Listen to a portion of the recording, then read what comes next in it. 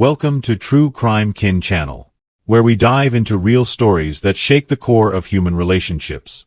Today's case is one of shocking betrayal, twisted emotions, and a tragic ending that no one saw coming. So let's begin. It was Thanksgiving morning at the Andrews household, and the air was alive with a blend of cinnamon, roasting turkey, and pumpkin pie. Golden sunlight filtered through the windows, casting a warm glow across the carefully decorated dining table. Emma Andrews, the family matriarch, bustled between the kitchen and living room, perfecting the smallest details with precision. To everyone else, Emma seemed like the perfect wife and hostess. Yet beneath her composed demeanor, a nagging doubt gnawed at her. Over the past few months, she had noticed Michael's behavior shift. He was glued to his phone, disappeared with vague excuses, and came home later than usual. These signs felt small at first, dismissed as work stress. But no matter how hard Emma tried, she couldn't shake the growing suspicion that something was off by mid-morning. Her younger sister, Claire, arrived carrying a dessert box and wearing her trademark bright smile. But to Emma, that smile seemed slightly forced, her eyes a bit too guarded. Emma embraced Claire warmly, but when she pulled away, she caught a flicker of something unsettling, nervousness or guilt. "Everything looks amazing, Em," Claire said with a smile that didn't reach her eyes. "You've outdone yourself this year," Emma forced to laugh. "Can't have Thanksgiving without overdoing it." The two sisters chuckled, but as they chatted, Emma noticed Michael across the room, sneaking glances at Claire. His gaze lingered too long, just enough to stir a knot in Emma's chest. It wasn't jealousy yet, but it was suspicion, creeping in like a slow, ominous cloud on a sunny day. The family began to gather, the house filling with cheerful chatter, clinking glasses and the patter of children's feet from the outside. It was a picture-perfect holiday, but Emma could feel the tension bubbling just below the surface. Michael and Claire exchanged glances during small moments. A quick touch of a hand here, a shared laugh there. Emma's eyes followed every gesture, her heart pounding with the realization that these were no ordinary interactions. When the appetizers were served, Emma excused herself to the kitchen. She needed a moment to breathe, to gather her thoughts before the suspicion consumed her entirely. As she rinsed wine glasses at the sink, Claire joined her, silently slipping into the room. "Need a hand?" Claire asked casually, her voice too light to be genuine. Emma glanced sideways at her sister. "Sure, you can start on the dishes." The air between them thickened with unspoken words. Emma's mind raced with questions she didn't dare ask. Finally, she couldn't hold back any longer. "Claire," Emma said quietly, "is everything okay between you and Michael?" Claire froze, her hands submerged in soapy water. A flicker of panic crossed her face, but she quickly masked it with a nervous laugh. "What? Of course everything's fine. Why wouldn't it be?" Before Emma could press further, Michael appeared at the kitchen door, his presence shifting the mood.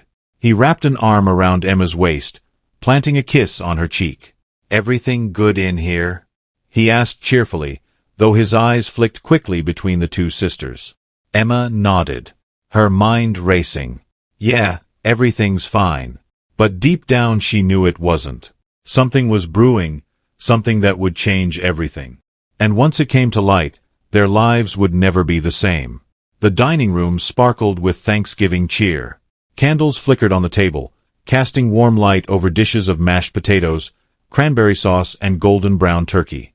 Laughter echoed as family members settled into their seats, passing plates and exchanging stories. It was the kind of scene that could have come straight from a holiday card, on the surface at least. Emma sat across from Michael and Claire, doing her best to immerse herself in conversation. But each time Claire laughed a little too hard at Michael's jokes, or he poured her wine without being asked, Emma's stomach tightened the way they interacted. It wasn't blatant, but it was just enough to set her on edge. From the corner of her eye, Emma watched as Michael leaned closer to Claire, ostensibly to pass the salt, but whispered something into her ear. Claire flushed, her face lighting up in a way that made Emma's heart plummet. It was a fleeting moment, but one charged with meaning. Emma gripped her fork tighter, her knuckles whitening under the table. Emma's parents, sitting at the head of the table, carried on as if everything was fine. They cheerfully recounted old family stories, unaware of the storm gathering beneath the surface. To everyone else, it was just another happy Thanksgiving. Only Emma could see the cracks forming. When the main course was served, Michael kept up his usual charm, seamlessly blending in with the festive spirit. But Emma knew him too well. The quick glances exchanged with Claire, the lingering touches. They weren't innocent. Claire, for her part, tried to hide her unease, but Emma could see the guilt in her sister's eyes every time their gazes met. Emma's Aunt Sarah cut through the noise with a playful remark that shattered Emma's fragile composure. "So, Claire," Aunt Sarah said with a mischievous grin, "when are you going to settle down and find a man of your own? Or are you planning to keep borrowing, Michael?" The table erupted in laughter, everyone assuming the comment was just a light-hearted joke. But Claire's face turned ashen, and Michael's smile faltered for the briefest of moments. Emma's heart raced as she locked eyes with her sister. There it was, the truth, teetering on the edge, ready to spill out at the slightest nudge. Claire forced a brittle laugh. "Oh, come on, Aunt Sarah. It's not like that." But Emma knew better. She could see the panic hidden behind Claire's smile, just as she had seen it earlier in the kitchen. And the fact that Claire was trying so hard to laugh it off only confirmed Emma's worst fears. Michael tried to diffuse the tension. "Emma," he said with forced cheer, "do you need help with dessert?" Emma narrowed her eyes, her voice cool and deliberate. "No, Michael, I think Claire should help me this time." The room fell silent. Claire's fork clattered against her plate, her expression a mask of barely concealed fear. Reluctantly, she rose from her chair, smoothing her dress with trembling hands. Emma stood slowly, her heart pounding as she followed Claire toward the kitchen.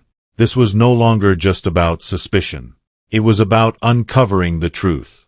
And Emma was ready to tear through the lies, no matter the cost. The kitchen door swung shut behind them with a soft click, sealing Emma and Claire in tense isolation. The hum of conversation from the dining room felt distant, like a world Emma no longer belonged to. She could feel her pulse thudding in her ears as she turned to face Claire. "We're alone now," Emma said, her voice low and controlled. "So tell me the truth. How long?" Claire stood frozen, her hands twisting nervously. "Emma, I don't know what you don't." Emma snapped, cutting her off. "No more lies. I saw the way you looked at each other. I saw everything." Claire's eyes filled with tears and her voice wavered. "It had just happened. I didn't mean." Emma stepped closer, her fists clenched at her sides. "How long?" she demanded again, her voice sharp as a knife. Claire looked down at the floor as if the weight of her guilt was too heavy to bear. "A few months," she whispered. Emma staggered back, as if the words had struck her physically. The betrayal, once a shadowy suspicion, now stood before her, stark and undeniable. The air between them felt suffocating, thick with years of broken trust and shattered loyalty. "And Michael?" Emma whispered, her voice trembling with rage and sorrow. "Does he love you?" Claire bit her lip, hesitating. Her silence was answer enough. Emma's heart cracked wide open, her emotions swirling into a storm too fierce to contain. She had given everything to her husband, trusted her sister with her heart, and they had both betrayed her. Claire reached out, desperate to make amends. "Emma, please, I never wanted to hurt you." Emma recoiled, her expression twisting with disgust. "Don't touch me," she hissed, her voice filled with venom. For a long, agonizing moment, the two sisters stood in silence. Emma could hear the faint hum of laughter from the dining room, a cruel reminder of the facade that had masked this betrayal. And then, just as Emma was about to say more, Michael's voice cut through the quiet from the other side of the door. "Emma, everything okay in there?" Emma straightened, her expression hardening into a mask of cold fury. No, everything was not okay, not by a long shot. With one final withering glance at Claire, Emma turned toward the door. "Stay here," she said quietly, her voice like ice. "I'm not finished with you." As Emma opened the door and stepped back into the dining room, she knew one thing with absolute certainty. The truth was out, and there was no turning back now. Emma stepped back into the dining room, her heart pounding like a war drum. The festive cheer that had once filled the room felt like a cruel joke now, hanging in the air, mocking her. She scanned the table, her gaze settling on Michael, who was already watching her with a mixture of confusion and thinly veiled concern. "Emma," Everything okay? Michael asked cautiously, his attempt at normalcy brittle and fragile. Emma didn't respond right away. She moved slowly, deliberately back to her seat, her mind swirling with everything she had just learned. The room fell into an uneasy silence. Family members sensing that something had shifted in the atmosphere, though they couldn't yet put their finger on what. Michael leaned forward, trying to maintain the appearance of control. Let's just get through dinner. We can talk about whatever's bothering you later, okay? Emma locked eyes with him, her gaze cold and unwavering. No, Michael, she said, her voice sharp and steady. We're going to talk about it now. The table fell silent. Forks and knives stilled midair, and all eyes turned to Emma. She could feel the weight of the moment pressing down on her, but there was no going back. She was done pretending. Claire, Emma said, her voice carrying across the room like a warning shot. Do you want to tell them, or should I? Claire emerged slowly from the kitchen, her face pale and drawn as if the walls were closing in around her. She looked at Michael, panic flashing in her eyes, but he was already frozen in place, his charm crumbling under the weight of the moment. I don't know what you mean, Claire stammered, her voice weak and trembling. Emma's lips curled into a bitter smile. Still lying, after everything, Michael shifted uncomfortably, his hands clenching into fists beneath the table. Emma, don't do this. Not here. Not now. Why not? Emma shot back, her voice rising. You didn't care about the time or the place when you decided to betray me, did you? Gasps echoed around the room, forks clattered against plates, and her parents exchanged stunned glances. Confusion and disbelief etched into their faces. Claire looked as if she might collapse under the pressure, her eyes darting between Emma and Michael, desperately searching for an escape. Emma, please, Claire whispered, her voice cracking. This isn't the way to. Don't you dare tell me how this is supposed to go, Emma interrupted, her fury bubbling to the surface. The two of you thought you could sneak around behind my back and I'd never find out. Did you think I'd just sit there smiling like an idiot while you humiliated me? Michael stood abruptly, the legs of his chair scraping loudly against the floor. Emma, that's enough. But Emma wasn't finished, not even close. She turned her attention to Michael, her voice filled with years of pent-up anger and heartbreak. How long, Michael? How long have you been sneaking around with my sister? Michael hesitated, guilt and fear flashing across his face. That fleeting moment of indecision told Emma everything she needed to know. It doesn't matter, Michael said at last, his voice strained. It's over now. It didn't mean anything. Claire flinched as if she'd been slapped, the sting of his words cutting deep. Emma caught the flicker of pain in her sister's eyes and felt a cold satisfaction bloom inside her. Good. Let them suffer. Let them feel just a fraction of the agony they had caused her. It didn't mean anything, Emma repeated, her voice dripping with disbelief. That's your excuse. Michael ran a hand through his hair, his frustration mounting. Look, I made a mistake, okay? It was stupid, but we can fix this. We can move past it. Emma shook her head slowly, a humorless laugh escaping her lips. You think we can fix this? She looked at Claire, then back at Michael, her expression hardening. You don't even understand what you've done. Her mother finally found her voice, though it trembled with shock. Emma, what's going on? What is this about? Emma turned toward her parents, her gaze unflinching. It's about betrayal, about my husband and my sister. She took a breath. Steadying herself, they've been having an affair. The revelation hit the room like a thunderclap. Gasps filled the air, and the clink of utensils falling against porcelain rang out like a chorus of disbelief. Emma's parents sat frozen, as if someone had pulled the ground out from under them. Claire sank into the nearest chair, covering her face with her hands, while Michael stood rigid, his jaw clenched in frustration and shame. You've ruined everything, Emma whispered, her voice low but laced with venom. Everything we built, everything I thought we had. It's gone all because of the two of you. Michael's hands balled into fists at his sides. Emma, I told you it didn't mean anything. It meant something to me, Emma screamed, her voice shattering the thin veneer of civility that remained. It meant everything to me. The room plunged into stunned silence, the weight of Emma's words settling heavily on everyone present. Claire sobbed quietly, and Michael looked as though he wanted to disappear.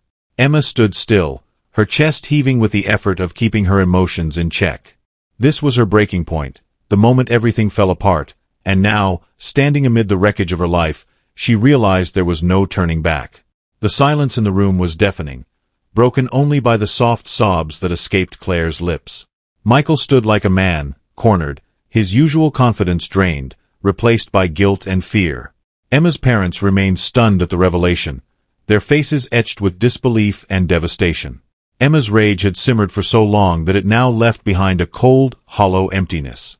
She looked around the room at the people she once considered family.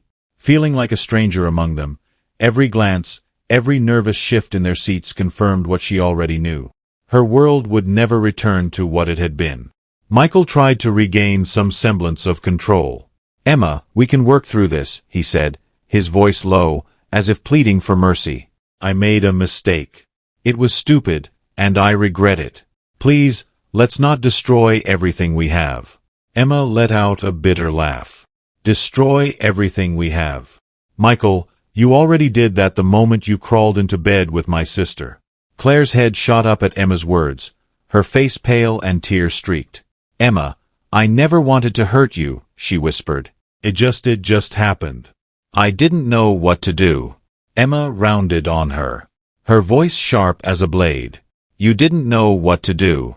Here's a thought. How about not sleeping with my husband?" Claire flinched, guilt and shame written all over her face. Michael stepped between them, raising his hands in a gesture of peace. "Please, both of you, this isn't helping.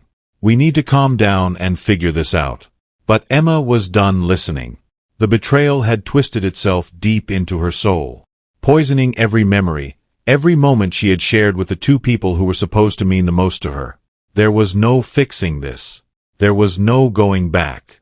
"No, Michael," Emma said, her voice deadly calm. "You don't get to tell me to calm down. You made this mess, you and Claire, and now you're going to live with the consequences." Michael clenched his jaw, frustration flashing in his eyes. "You think throwing all of this out in front of everyone helps? We could have dealt with this privately, Emma. We didn't need to make it worse." "Worse," Emma echoed, incredulous. "You think this could be any worse?" She gestured toward her parents, who sat shell-shocked and the scattered remnants of the Thanksgiving feast. "Look around, Michael. Do you think there's anything left to salvage?" She let out a long, ragged breath, her entire body trembling with the weight of what had just transpired. The laughter and warmth that had filled the house earlier now seemed like distant memories, buried under the rubble of betrayal. Her parents remained seated at the table, stunned into silence, struggling to comprehend the chaos that had just unfolded. Emma's mother finally spoke, her voice soft and tentative. "Emma, sweetie, what just happened? There must be some kind of misunderstanding." Emma turned toward her, her expression as cold as stone. "There's no misunderstanding, Mom. Michael and Claire betrayed me. They've been having an affair for months." Her father, ever the peacemaker, cleared his throat. "Emma, maybe you can talk to him. Sort this out. People make mistakes." Emma's eyes narrowed, her voice sharper than before. This wasn't a mistake.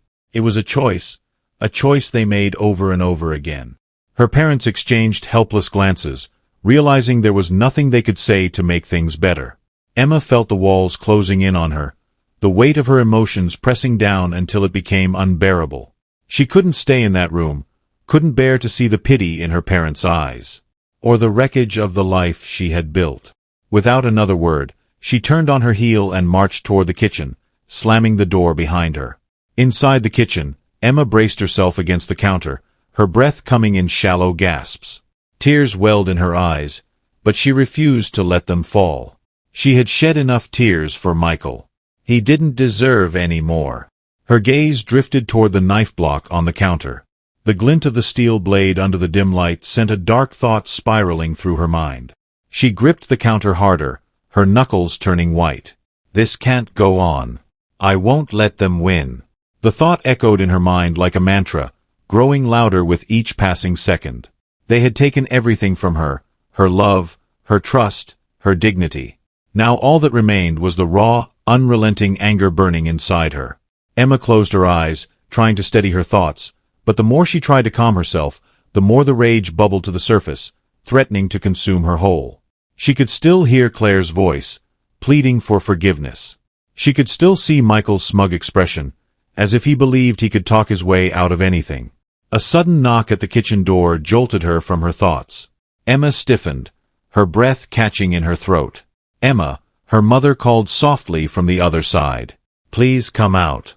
We're worried about you." Emma wiped her eyes quickly, composing herself. "I just need a minute," she replied, her voice hoarse.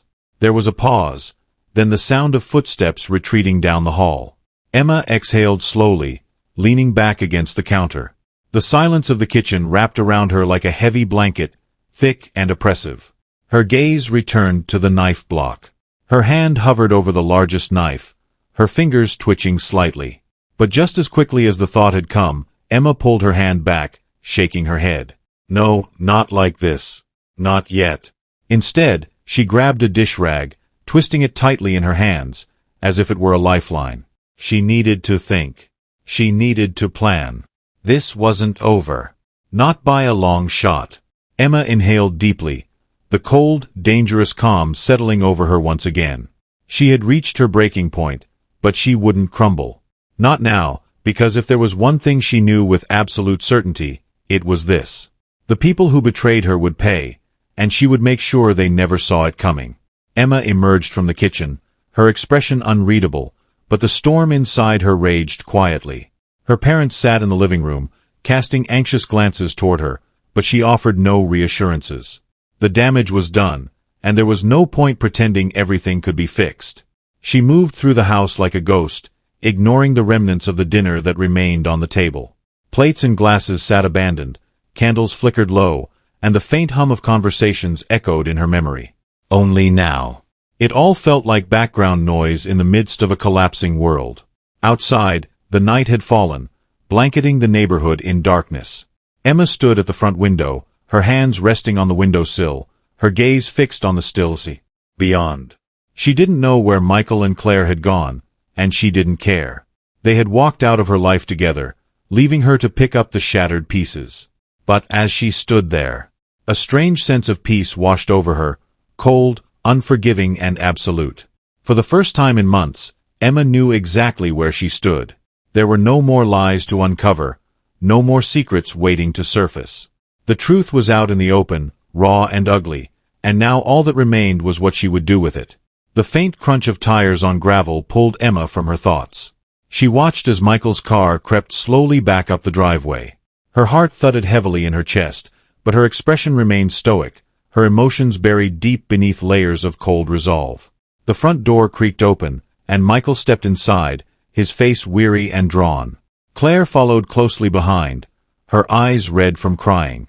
They both looked hesitant, as if unsure whether they were stepping back into their old lives or walking straight into the storm they had created. Emma didn't move from her place by the window. She simply stood there, watching them, her silence louder than any words she could have spoken. Michael cleared his throat awkwardly. "Emma, we came back to talk. Can we sit down, please?" Emma's gaze remained fixed on the window. "What's there to talk about?" Claire shifted nervously, her hands fidgeting at her sides. "Emma, I know you're angry. I know we hurt you, but you didn't just hurt me," Emma interrupted, her voice quiet but edged with steel. "You broke me." Michael took a cautious step closer.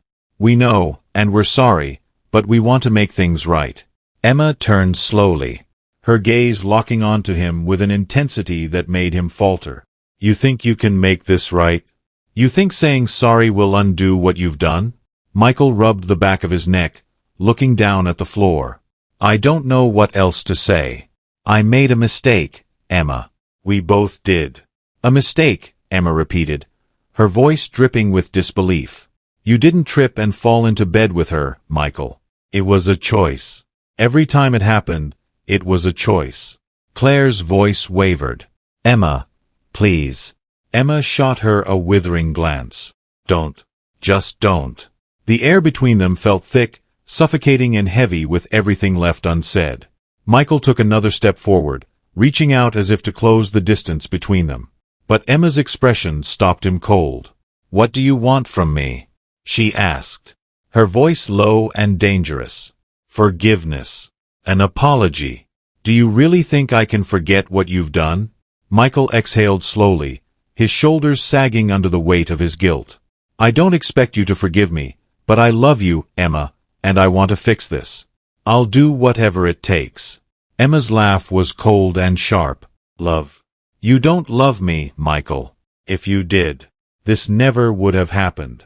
The silence stretched unbearably long, the tension in the room coiling tighter with every second.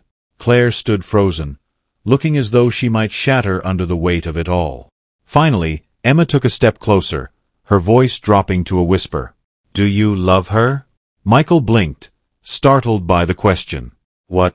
You heard me," Emma said, her eyes boring into his.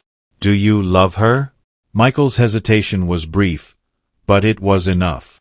Emma saw the answer written plainly on his face before he could even open his mouth. "I don't know," he admitted quietly. Emma's chest tightened, the final thread of hope snapping inside her. It was worse than she had imagined. It wasn't just an affair. It was something more. Something that could never be undone. She stepped back, her voice calm but laced with finality. "You need to leave." Michael's brow furrowed. "Emma, both of you," she said, her voice firm. "Leave." Claire's eyes filled with fresh tears. But she said nothing. Michael, too, seemed lost for words, realizing there was nothing left to salvage. He reached for his coat, moving slowly, as if hoping Emma would change her mind at the last second. She didn't. Without another word, Michael and Claire slipped out the door, leaving Emma standing alone in the cold silence of the house. The finality of it settled over her like a weight pressing down on her chest. Emma turned back toward the window, watching as Michael's car disappeared down the street. The storm inside her had settled, but in its place, a cold resolve took root. This wasn't the end, not by a long shot. The night crept in, bringing with it a deep, chilling stillness. Emma sat at the kitchen table, her fingers tracing the edge of her wine glass, lost in thought. The quiet hum of the refrigerator was the only sound in the house. Outside, the world moved on as if nothing had happened. Inside, Emma's life lay in ruins, every moment of betrayal echoing in her mind. She couldn't stop picturing them, Michael and Claire together, laughing behind her back, sharing stolen moments. It wasn't just the affair that hurt. It was the deceit, the ease with which they had torn her world apart. They had left her broken, and now they expected her to move on. But she couldn't. She wouldn't. Emma's gaze drifted back to the knife block. The largest knife gleamed under the soft kitchen lights. A silent invitation. She reached for it, gripping the handle tightly, her knuckles white with tension. The cold steel felt grounding, a lifeline amidst the chaos. A voice in the back of her mind whispered, "This is how it ends. This is how you take back control." But just as quickly, Emma shook her head, setting the knife down. Not like this, not yet.